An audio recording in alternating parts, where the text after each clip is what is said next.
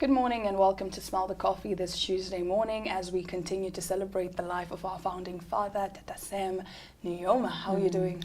I'm doing great, man. The energy is a bit lifted today. Yes.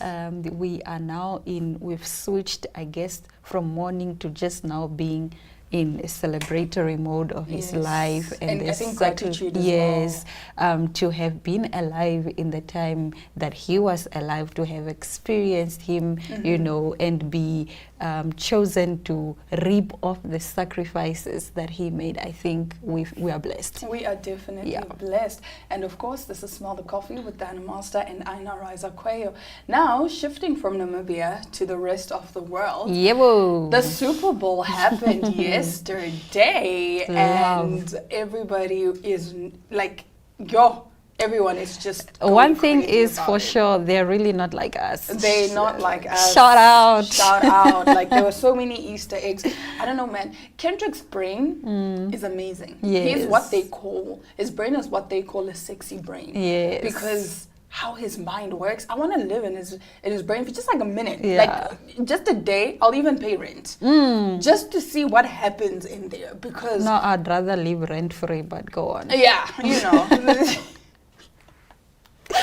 Yes, so, look at that. I love that he brought out Caesar. He brought out Caesar. Serena Williams was there, crip walking, and fun fact, Serena Williams is Drake's ex. Ooh. And she was crip walking to They Not Like Us.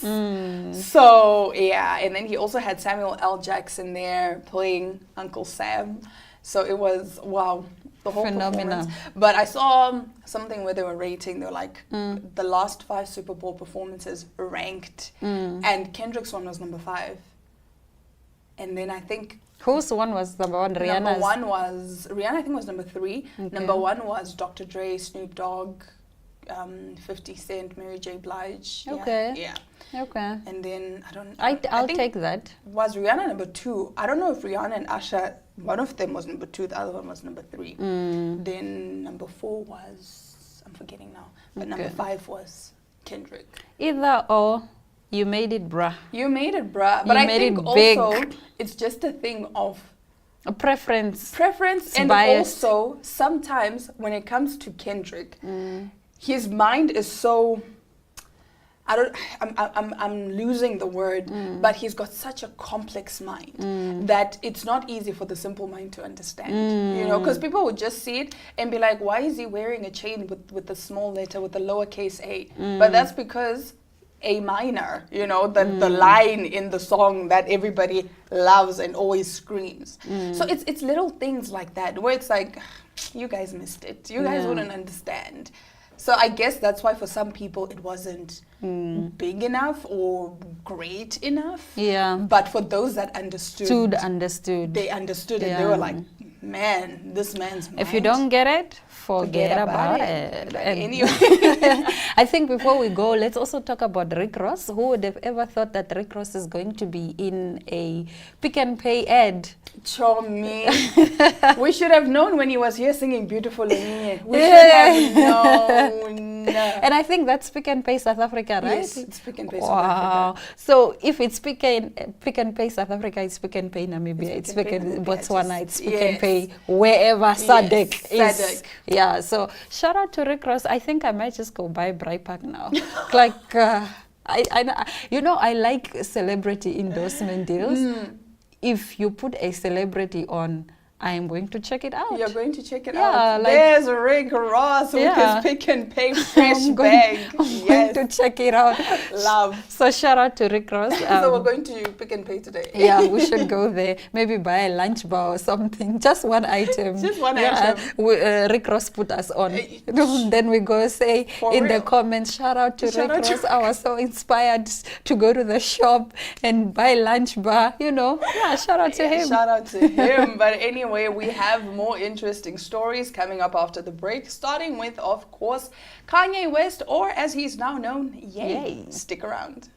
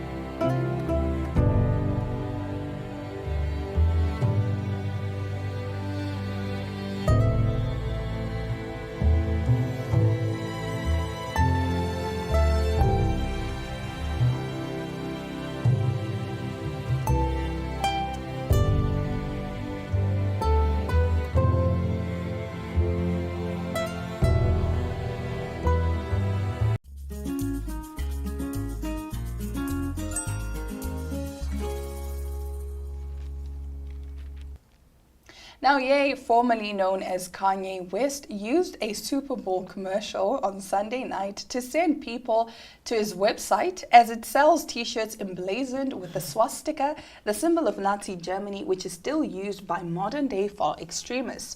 The white t-shirts have a black swastika on the front, where the only items for sale on the front page of Yeezy.com as of Monday morning. No text or explanation accompanied the item, just the letters HH01. They are available for $20. The Super Bowl ad, which is not shown nationally, but according to multiple reports, was at least seen in the Los Angeles area, shows Ye in a dentist's chair, apparently undergoing treatment. So, what's up, guys? I spent like all the money for the commercial on these new teeth, he said. So once again, I had to shoot it on the iPhone. Go to Yeezy.com. The shirts were not mentioned in the ad. A representative for Ye did not immediately respond to an NBC News request for comment. The news comes as Ye's X account, where he had 33 million followers, and had been posting a string of highly offensive anti-Semitic messages in recent days, has been deactivated. The page for the @Kanye West account, which has existed since 2010, now says this account doesn't exist anymore. It wasn't clear why the account was offline, but Ye said in a message Sunday, "I'm logging out of Twitter," referring to the original and still widely used name of the X social network. "I appreciate Elon for allowing me to vent," he continued. "It has been very cathartic to use the world as a sounding board." The shirts appeared to go on sale on Yeezy.com over the weekend, even though Ye said on X that he would never sell a shirt with a swastika. "I would never sell a swastika tee because people could be physically harmed wearing it. I love my fans and supporters," he wrote on Sunday. So these were just some of his tweets. Before. Like in the last week when he was going on his little rant. Okay. I thought Kanye doesn't go on rants anymore. Does he still do that? Apparently, he said that this was a social experiment. So, before the account was taken offline, Ye posted a new round of anti-Semitic tweets on Super Bowl Sunday, including derogatory remarks and conspiracy theories about Jews. On Friday, Jonathan Greenblatt, CEO of the Anti-Defamation League, said Ye was responsible for an egregious display of anti-Semitism, racism, and misogyny from Ye on his X account. Ye was locked out of his Twitter/X account back in 2022, again over anti-Semitic remarks. That one comment upset people so much. I was like, Kanye, why? And this Why? is 7 Feb 2025. Like at 7:41 a.m. At What are you 7:40 doing like in the a.m., bro? He even made a tweet about Kamala. Oh, no. He said, quote, unquote, "I used to want to Kamala until she lost. I don't with losers." Wow. I was like, Kanye. And then just shortly after, he said, "I would like to apologize to Kamala and her kids. I think she's a lovely woman," or something along those lines. But she is a lovely woman, though. I love Kamala, so genuinely. Like, I miss her. I miss, like... You know the love, do the love. You can do the love. No. I'm not gonna imitate her on live television. Oh, Kamala. But I do miss her, man. I miss all her impressions. I miss all her speeches. Okay. So... Also, Kanye West actually said, or rather Ye said that he was actually misdiagnosed with bipolar disorder. So he's not bipolar? He's not bipolar. Apparently his wife told him that he should go get another diagnosis because she said to him, "You know, I've dealt with people that have bipolar disorder before and you don't exhibit some of those signs." And then he went and he claims that he is he was diagnosed with autism. Yes. So that's basically it. So it's not bipolar disorder. He said he was diagnosed with autism. Okay. So he's autistic, which would, I guess, explain some of the things that he does. I don't know. I'm not a licensed psychologist, so I wouldn't know. So you can't say anything on it. You know what I can say is definitely a whole lot on my favorite artists, Rihanna and Glow. Glow, baby, glow. 7 p.m. Friday, it's 95 degrees. All right, so Rihanna has named American hip hop artist Glorilla to be the first ever exclusive ambassador for her Fenty empire. Now, Glow will be the face across all the singer's beauty and apparel brands, which is Fenty Beauty, Fenty Skin, Fenty Hair, and lingerie company Fenty Savage or Savage X Fenty. The Grammy-nominated artist, whose real name is Gloria Hallelujah Woods, was chosen because she upholds the brand's mission to empower and inspire youth, authenticity, and unapologetic style, the statement read. Now, Glow stars in the company's new Glow Up Close campaign, which showcases the Spring 2025 collection from Savage X Fenty. She is seen modeling the new Savage X Fenty Puff Cherries collection, as well as the foundation, as well as the foundation, rather, if I can just put it that way, that she was wearing is Luminous Hydrating Longwear Foundation in the shade 300.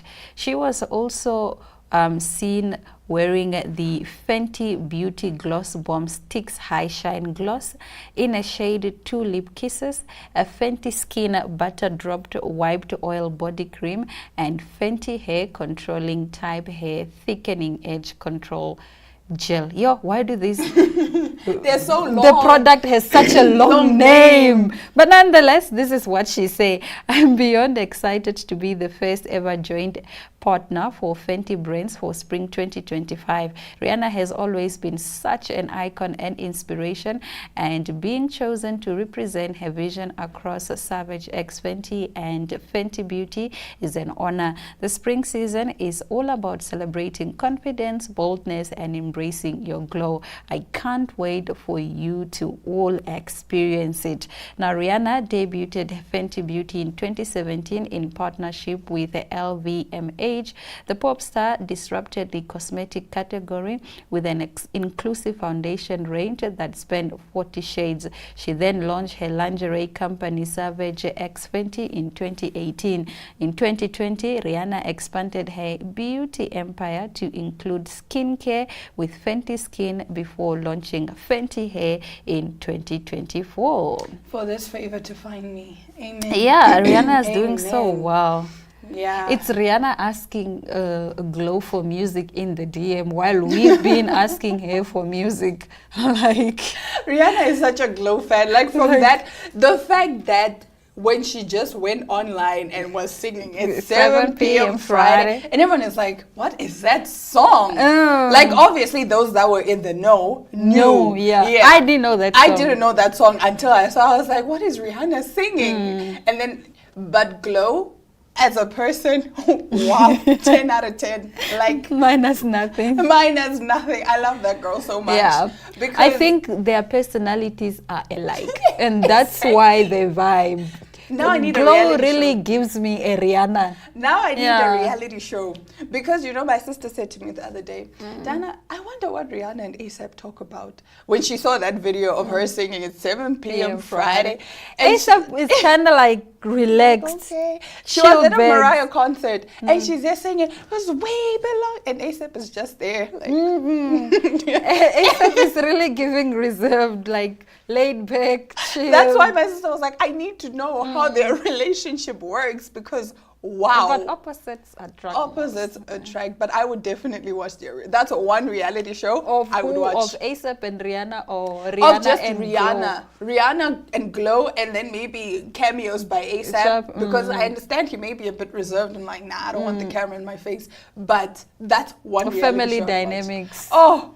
No, Rihanna is really a personality that we crave for. Yes. And every time she puts, that's why she's able to build such a huge empire. Because she's relatable. Yes. You see yourself in Rihanna. Yes. Rihanna talks like the next door girl. Yes. And she's unapologetic. Yes, like you see yourself. Rihanna is us. We are Rihanna. I think that's the most relatable celebrity of all time. But you ate with that statement that Rihanna and Glow, their personalities are similar. I think that's why they gel so much because wow.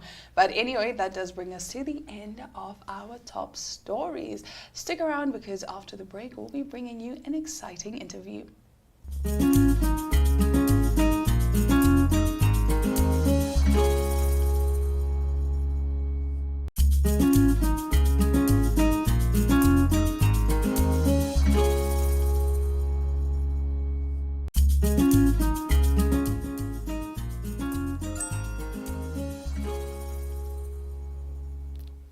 Now I am joined in studio by the marketing and vendors organizer, Awala Tea Awala, at the Meat and Wine Festival. Good morning and welcome to Small the Coffee. Good morning. Thank you for having me.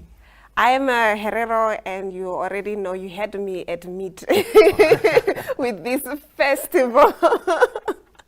You had me at meat. I didn't even need to know much. I was just like, there's going to be meat, so I'm going to be there. Can you tell us about the Meat and Wine Festival? And also, is it the first time that it's happening? Is this the first one?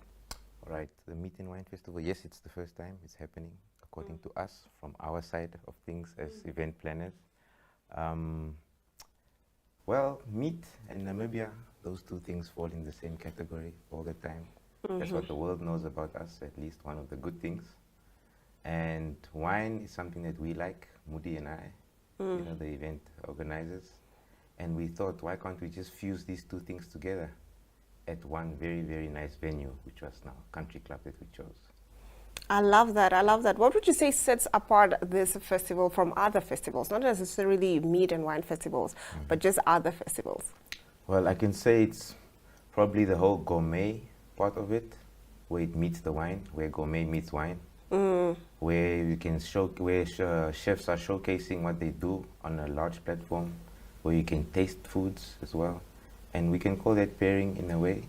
Yeah, it's a beautiful pairing. And on that note, was it a conscious decision to combine the gourmet element, which is the meat in this, with the wine? And because wine and meat go well together, or what was the idea? I think it's just the class that goes behind the wine tasting and also gourmet preparing of dishes. And of course, when you talk about meat, everybody loves meat. Now, I do know that we don't want to get too much into like what the vendors that are going to showcase there and so forth. But maybe you just mention one or two that we can look forward to. One of our closest vendors that we'll be having on board are Dulce and Kapana. And Oyetu Foods is a friend of mine who prepares Tanzanian dishes.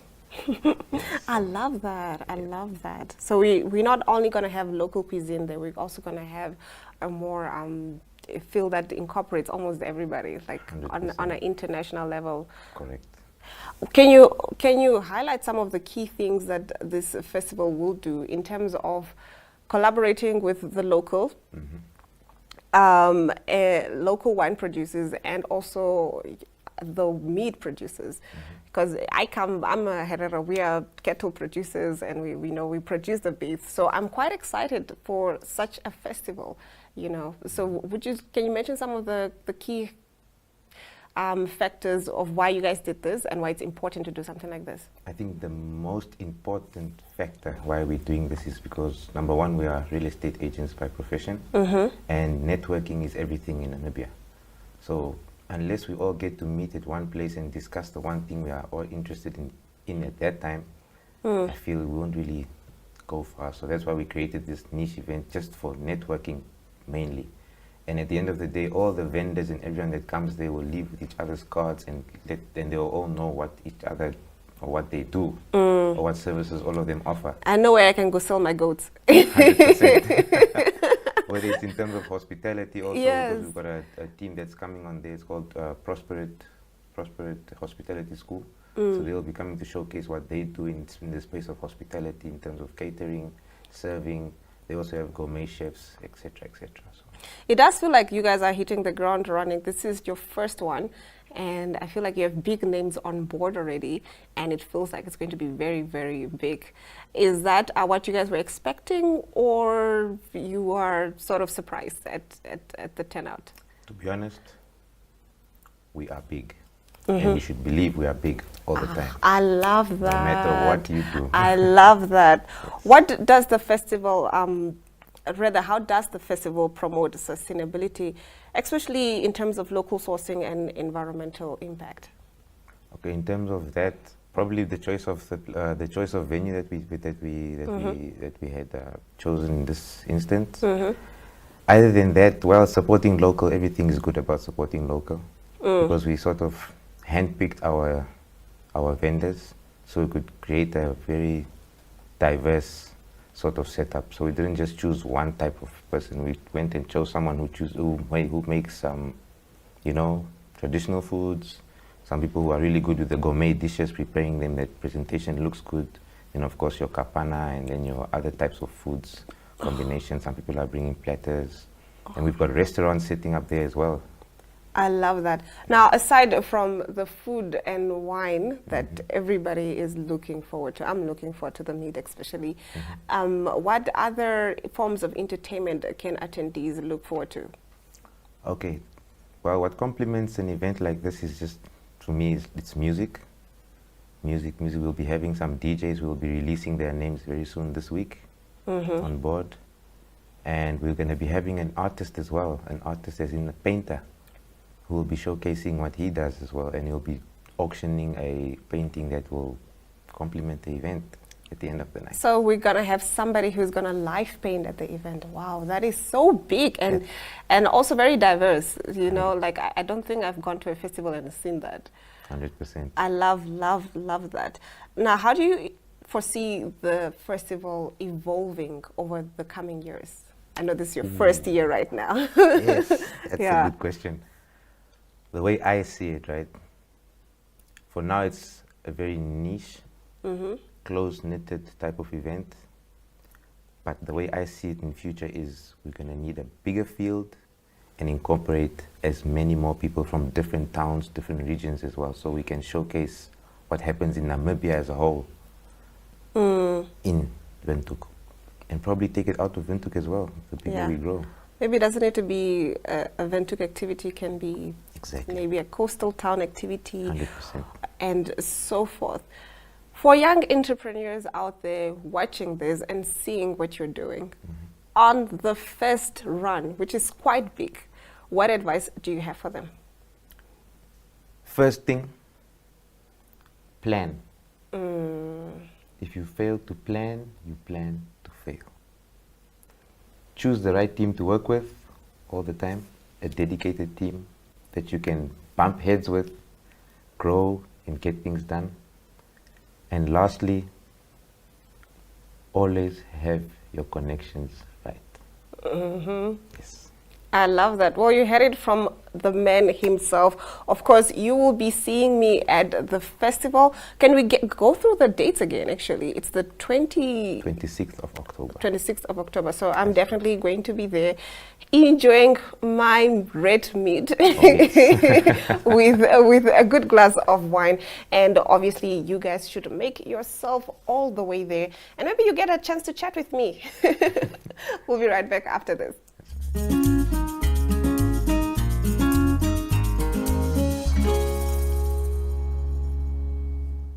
Well, all's well that ends well, and as all presenters love to say, all good things must come to an end. But anyway, we do hope you enjoyed today's episode as much as we enjoy bringing it to you. Let us know some of your comments and thoughts on the stories that we shared today from Diana Master and Aina Raiza-Kweyo. Do have yourselves a lovely Tuesday.